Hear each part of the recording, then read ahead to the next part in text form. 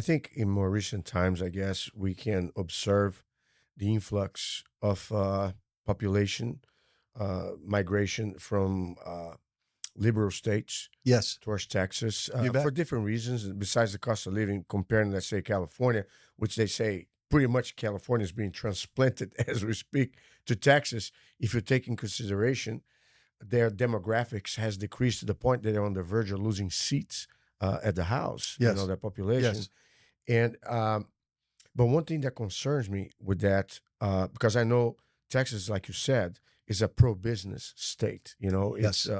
has a lot of, in my opinion, advantages over some of the other states that I've seen. No question. Uh, but at the same time, if you have people that may have left their place of origin because whether the standards of living or the taxes or the politics of the area were not being conducive for them to have a decent standard of living and try to search for a second opportunity in Texas, but then coming here and maybe having the mentality to bring with them the very same mindset that overall led the state to be in the state of decadence that they're in.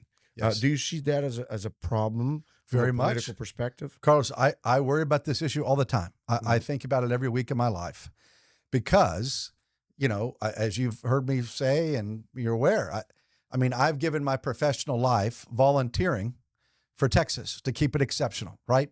I believe that the future of America depends on a strong, bright red Texas that stands up for opportunity and for liberty and for freedom.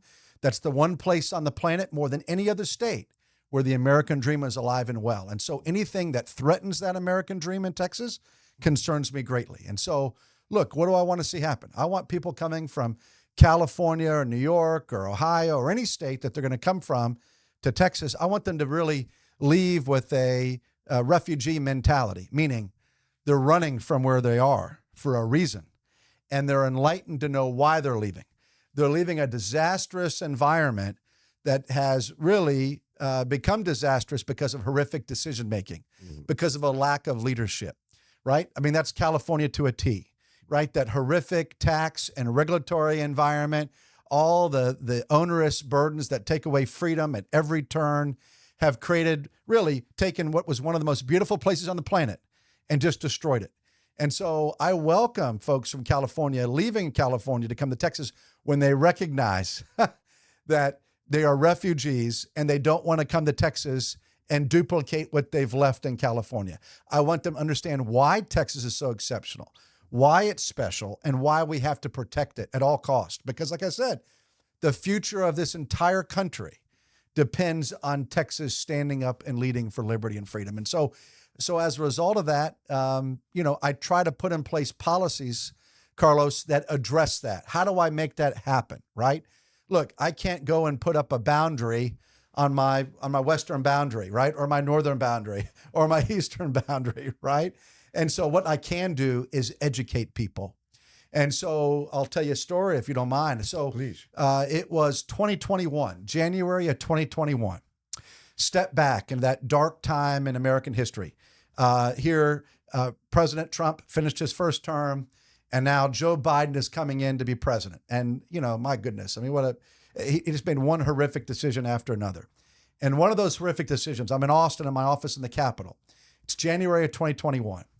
And one of the news items that broke that week was just less than a week that he'd been taken office as president. Biden canceled one of these great initiatives of President Trump, which was the 1776 initiative that was all about preserving and protecting Texas history, right? Oh, sorry, U.S. history, excuse me, all about protecting U.S. history, the 1776 initiative. And so, there I am in Austin. I want to pull out my hair that here, this wonderful thing that tells all of our history, protects all of our history, the good and the bad for future generations of Americans, that President Trump has put in place to now be something that will be maintained for generations to come. It gets shot the first week that Biden's in office. Awful, awful, awful. So I said to myself, what can I do? And the Lord really put it on my heart that we could do something in Texas. And so I was able to conceive of a concept called the 1836 Project, which is the year that we achieved our independence from Mexico. And so it's our rallying cry. And so I created something called the 1836 Project, where we could preserve and protect Texas history for future generations. And so the first component of which was I want to put together a panel of some of the greatest historians in Texas that understand Texas history. So I wrote a piece of legislation that called for appointees from the governor, from the lieutenant governor, and from the speaker. And so each of them had, let's call it 3 selections, okay? Well, the first piece was I wanted to protect our Texas history. I wanted to be able to impart it, of course, on our babies in our schools, in the curriculum in our schools and so forth. But I also wanted to be able to take Texas history and take it to the masses in this state. I wanted a traveling exhibit or series of exhibits that would go around to the people, that would go to every courthouse, to go to every cemetery, every museum, and talk about our history in unique ways, things that we don't know. Because, you know, if you didn't grow up in Texas, you didn't get the benefit of 7th grade Texas history.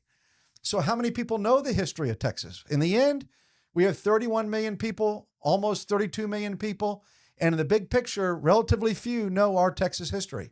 So I wanted that element to be there to educate people to be proud Texans, to understand what it means to have a limited government, what it means to believe in free enterprise and capital markets and the history of the state. Mm-hmm.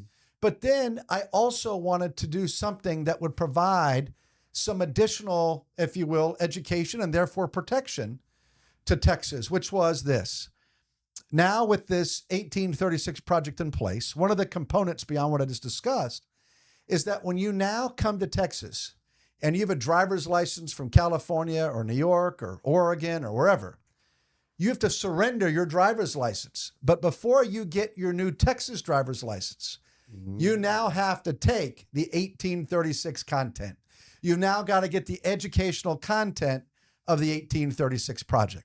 So I'm very proud of that because, again, look, I'm a guy that believes that if you educate the mind, if you give someone the opportunity to understand why Texas is so exceptional, they'll get it. And they will therefore vote the right way, which is to vote for candidates and individuals of character and substance that understand what Texas is all about, that understand that our limited government is always best, that we want to keep the regulatory environment to a minimum. We want to keep taxation on our people to a minimum.